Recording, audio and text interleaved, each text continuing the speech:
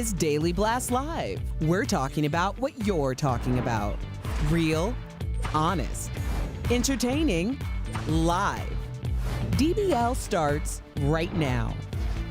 3, 2. Welcome to Daily Blast Live. It's Friday, March the 5th. I'm Stephanie here with Alan Torrey. We've been together for a long time. Yes. And Jeff's away, so that means the rabbit will play. So let's get started. So better late than never. Sarah Silverman has apologized for an off-color joke that she made about Paris Hilton back in 2007.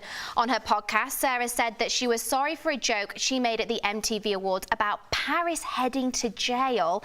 And Paris was actually in the audience during the show and was even planning to turn herself in that night. The drams. Listen to what Sarah had to say. I remember spotting her in the audience. I really do. And I remember seeing that look on her face, and my heart sank. Here I am, 14 years later, telling you, Paris, that I am really sorry. I was then, and I am much more completely and with far more understanding, I think, now. After hearing Sarah's apology, Paris responded on her own podcast. Listen to this. Thank you. I really, really appreciate you doing that. I know it's difficult for anyone, you know, to apologize, and for someone to do that really means a lot. So Paris said it really meant a lot. She said she got really teary-eyed, but what do you guys think? Is it ever too late to apologize? I don't. I just apologized about Britney Spears on the show. And I know a lot of Britney fans wrote me and said thank you. And I was very open about it, being like, I openly mocked Britney, 100% used her in my hosting capabilities to take her under, and I'm so sorry. I think Paris, even hearing her, she just doesn't sound like Paris Hilton. We are like used to this, and she's like a real person coming out with abuse allegations. And I just think once someone becomes 3D or three-dimensional person, you kind of have a hard time like stabbing them in the back. Yeah, you know, as a stand-up comic that still makes his living doing stand-up, I feel Sarah on this, because there are shows that I've done that I remember to this day, like that where you said something and you weren't trying to be offensive, or you just had a comment that didn't apply to somebody, but then you looked in the audience and you saw that that definitely applied, and you're just like, to the person that's hurt in that situation. The only thing I can say is the comics walk around with that. We think about it in the shower. We think about it in the security line, getting ready to go to the airport. Like, you think about it all the time. So it's a tough situation. But two adults sitting down an adult. How about that, Steph? I like that she came forward and said it off her own back. No one found the clip. No one put it in her face. No one was saying, you know, the cancellation that we have right now. I'm proud that she came out and said it. And I think it was in a genuinely moving way, as opposed to the host of The Bachelor, whose apology yesterday I thought was terrible. Anyway. Oprah's done a pretty good job of reeling us all in ahead of her upcoming interview with Prince Harry and Meghan Markle.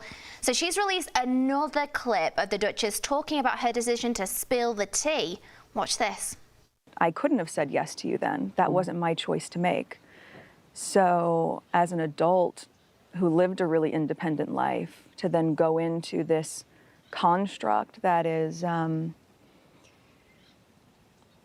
different than I think what people imagine it to be, it's really liberating to be able to have the right and the privilege in some ways to be able to say yes. I'm and to I'm say ready it to for talk. yourself. To say it for and yourself. not to have to consult with anybody at this point. Yeah, to be able to just make a choice on your own and just be able to speak for yourself.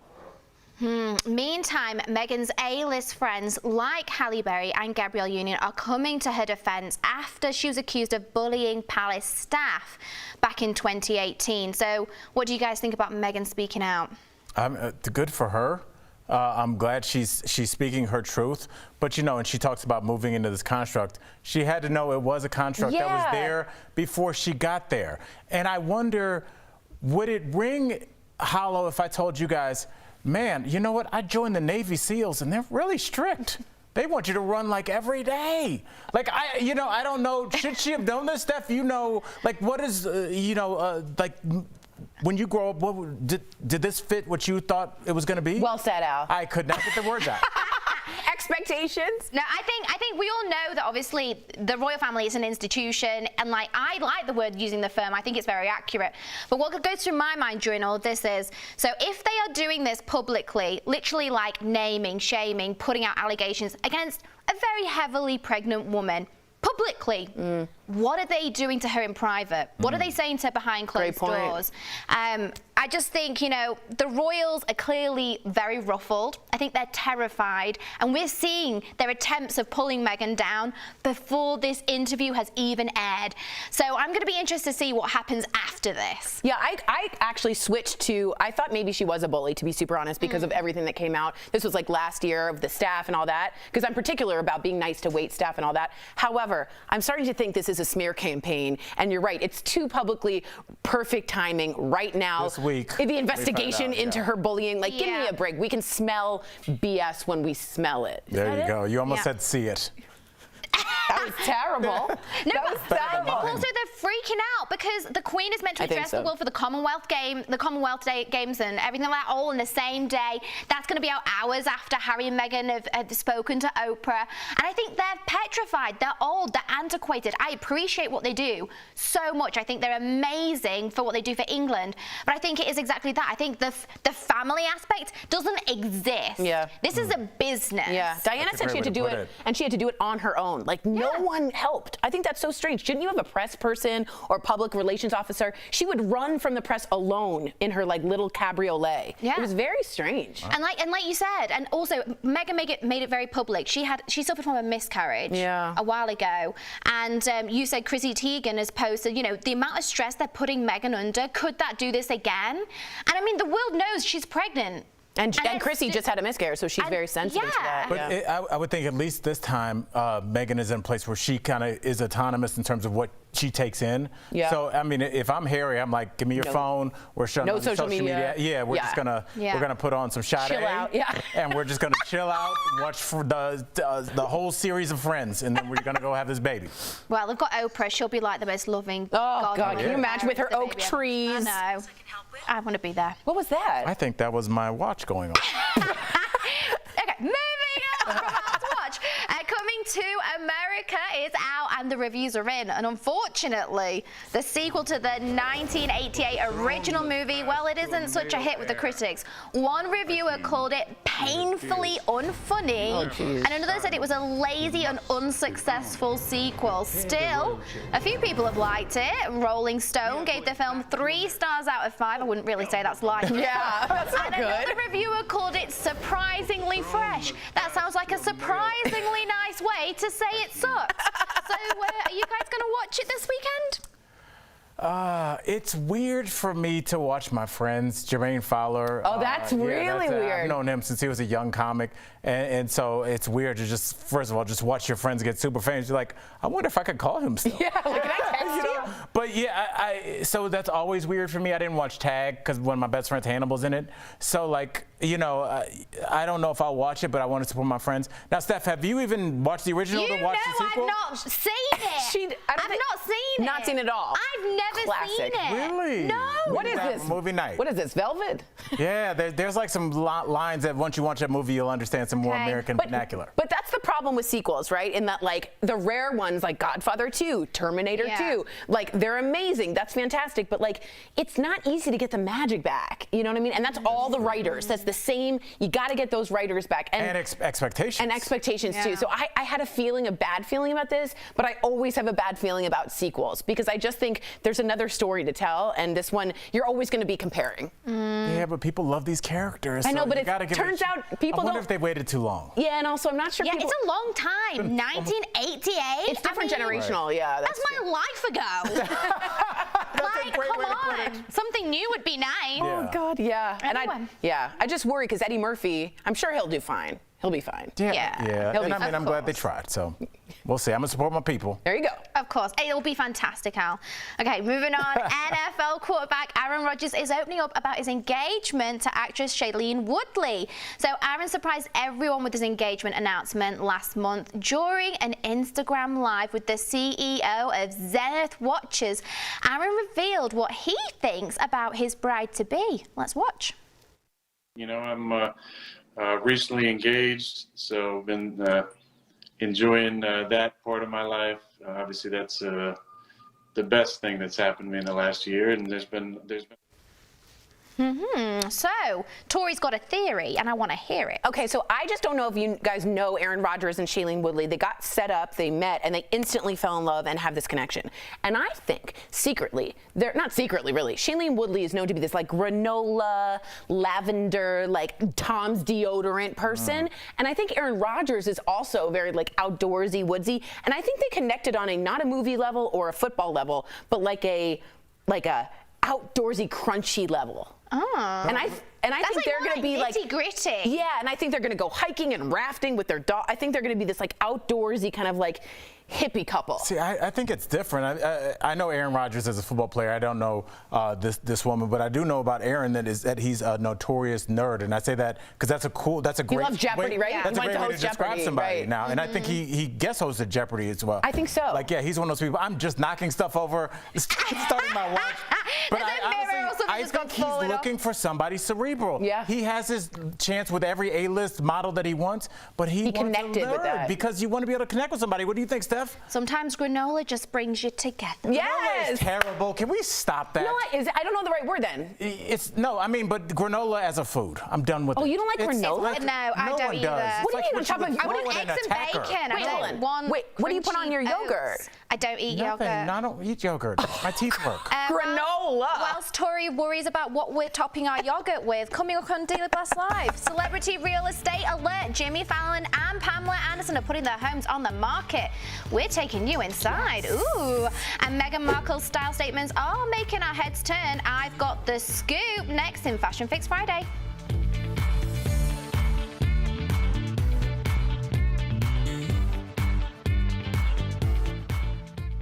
Closed captioning provided by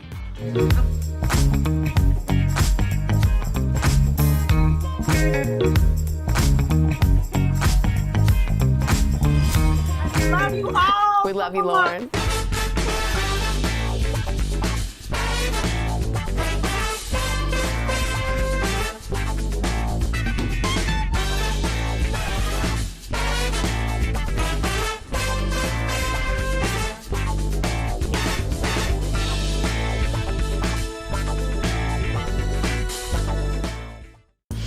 More fallout from that winter storm that hit Texas. It could raise grocery prices. Let's connect the dots.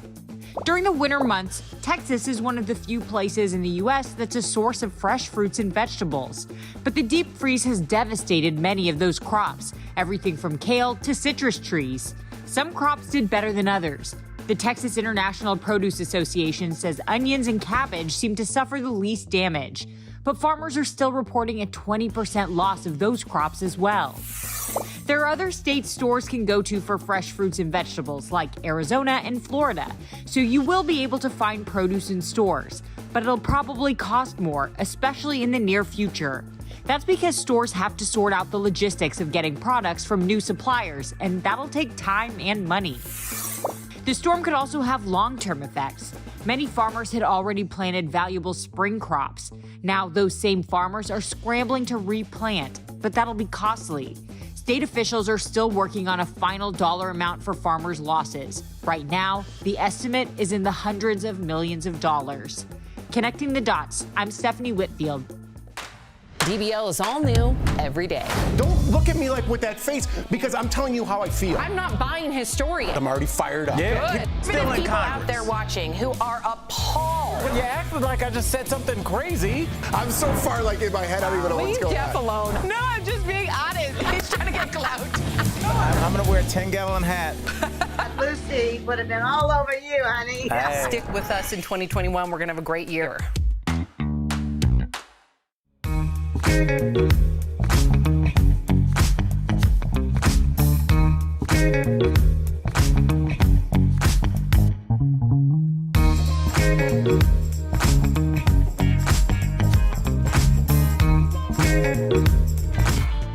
Welcome back to DBL. I'm Stephanie Jones with the week's top style and beauty news, like how Meghan Markle is paying tribute to Diana in her Oprah interview, and wait until you see the mummy-daughter duo putting their ace in serving face. It's Fashion Fix Friday.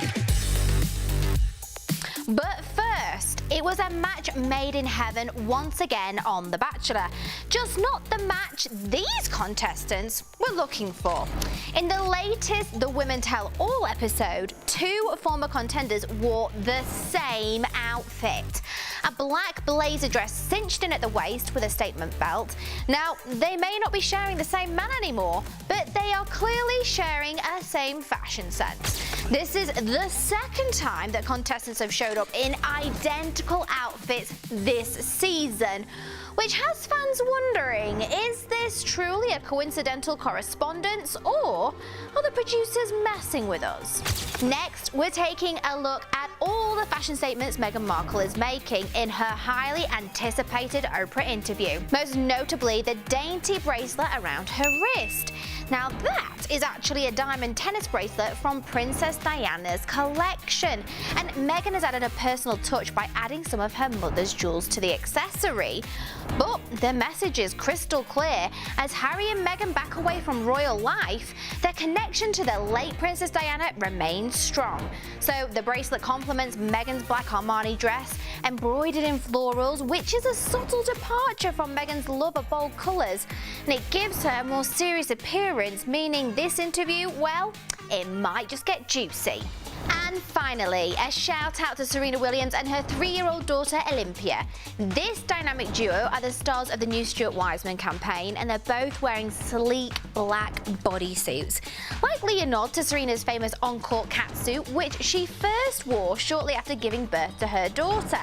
And when not in black, the pair twins in matching white sweater dresses. That's game, set, match for this week's Fashion Fix Friday, and Daily Blast Live will be back right after this.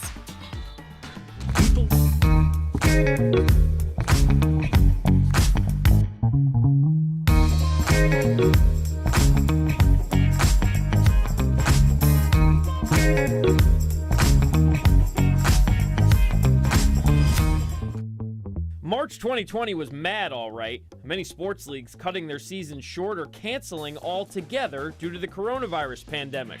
But one of the first major hits to the sports world came when the NCAA called off March Madness for the first time ever. The NCAA had hoped to go forward with the tournament with increased COVID measures like no fans, but was forced to cancel just days before the official tip-off. Fast forward to 2021, March Madness is set to get underway, but this year, the big dance is going to look like no other. The biggest change? All games to be played in Indiana, with most of the 67 matchups taking place in Indianapolis. Normally, the tournament sends teams to venues all across the country. When it comes to safety, all players and staff will be under strict COVID-19 guidelines. This means testing negative before arriving in Indiana, wearing contact tracing devices, social distancing, and wearing masks. As for fans, a limited number will be allowed to attend games, but only at 25% capacity. And that's connecting the dots.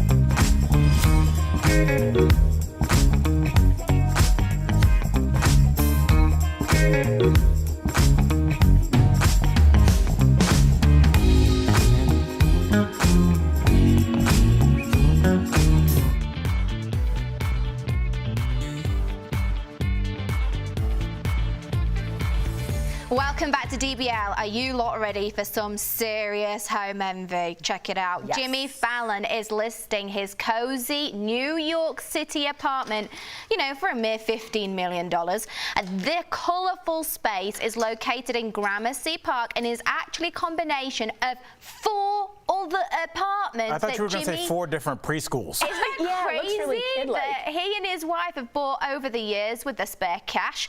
It's 5,000 square feet. It's got 6 bedrooms, a wet bar, hidden playroom for kids, eating kitchen, I don't know what else you're going to be doing in there, walk-in pantry, and the list goes on and on and on. Now we're going to compare it to Pammy Anderson. Here she is. She's also selling her Malibu home for $15 million. The Baywatch star is now permanently living on a granny's ranch over in Vancouver Island in Canada with her new hubby.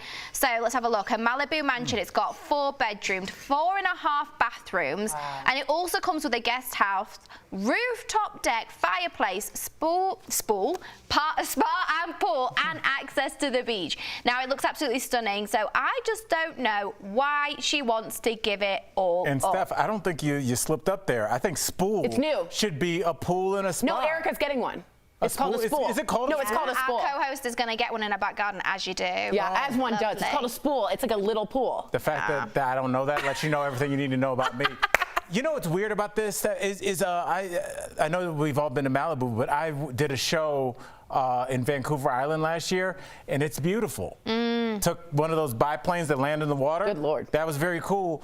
But it's like 58 and kind of gray a lot. Yeah, it's very gray. So, like, could you give up the weather and the house? Could y'all do that? No. Well, I don't know. Pamela Anderson to me seems like she and Malibu go together like peanut butter and jelly. It's But maybe meant she's to trying be. to shed that, though. Maybe, but to me, she's such a Baywatch. She's got all that syndicated money, and she's such a Malibu Beach Barbie that it's crazy to me she's giving that up. Maybe she wants to go to a different part of her life, but I just associate with her with Malibu. No, I do too. Right? I wouldn't want to give it up for a muddy farm. I mean, I love cows and chickens as the rest of us. Of course but you I love do. the beach and sunshine and palm trees more. Can I say something highly unpopular? Can't wait. I don't get the beach. You don't get the I lived beach? in Miami 10 years. It went to waste on me. I never went down to the beach. I don't. Never? It's not. What are you doing? Like Honey, black men, I'm gonna lay out. pasty. I look like I have tuberculosis. I need some color. I don't get it. I just Do you know, like the feeling of the sunshine, the sand in your toes? The sound of the waves. The sound of the waves when you're going to sleep at night. I believe you call it air con. I like air conditioning. I like carpet. I would rather have the sound of like rather than rooster in the morning waking me up at 5 a.m. I don't want be that. on a farm. I just want a nice little place, nice little corner. So you'd rather Jimmy Fallon's than the Malibu? Yes. Oh, I'm way off. You're Don't know way what off. Al's talking about. That's exactly why he won't be getting in. Hopefully me and Tori will. Yeah.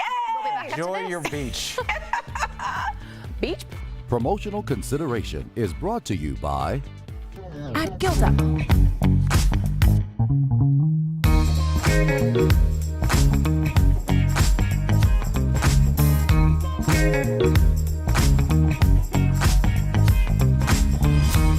In a COVID-19 pandemic, a lot of people on social media are wondering how to tell the symptoms apart. So let's verify. How can we tell the difference between COVID-19 symptoms and allergies? Here are sources. Dr. Greg Poland, the director of the Mayo Vaccine Research Clinic, and Dr. Sarah Narayan, an allergist at Allergy West in Massachusetts. It's a great question, and what I like about it is it's a really practical question that people are going to have to grapple with. Let's look at the symptoms like this in a Venn diagram between those likely from allergies but not COVID, those likely with COVID but not allergies, and those that can pop up with both.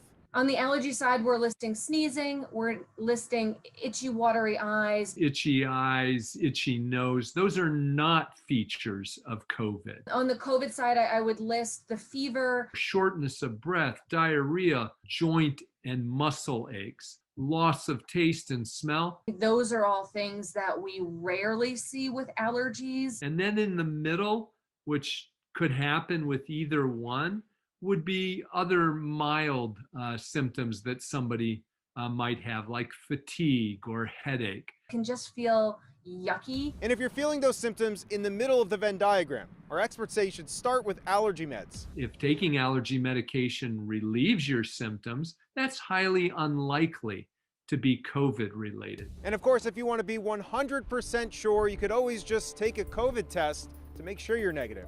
Reporting with your Verify, this is Evan Kozloff.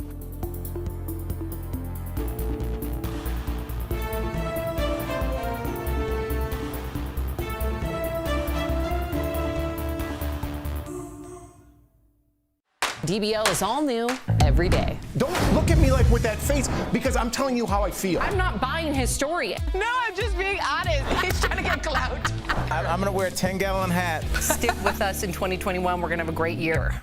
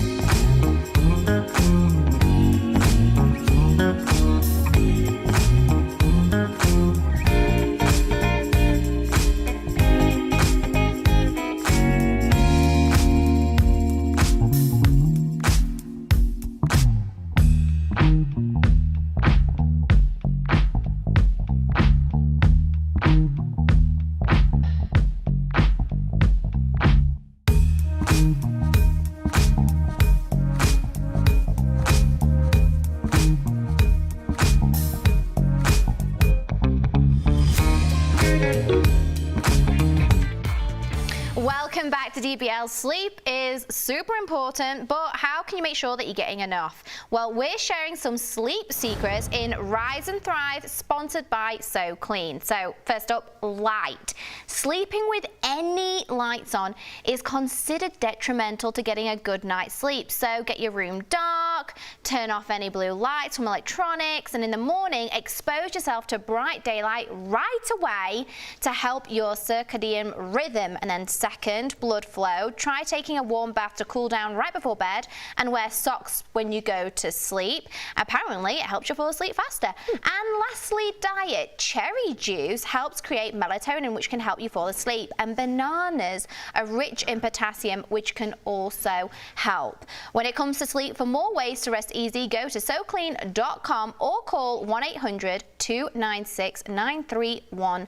I don't understand that. You've got to turn all the lights off. It's got to be super dark, and then immediately it's got to be bright. Unless you're really rich and have a blind that you can press and it goes up, how are you going to do that? You can do that. This one, right? Eye black. Do you guys wear that? I wear the eye black like I'm some kind of that diva. helps me. Yes. That helps me a lot. But it's true. If I'm really sleepy, or can I be honest, anxious or depressed, and I tend to wake up anxious, really depressed or anxious, really every morning, going right outside to see the sunlight, it can break it. I like that. It can really get your circadian rhythm working. Awesome. DBL is new every day. We will be back on Monday, same time, same place. See ya.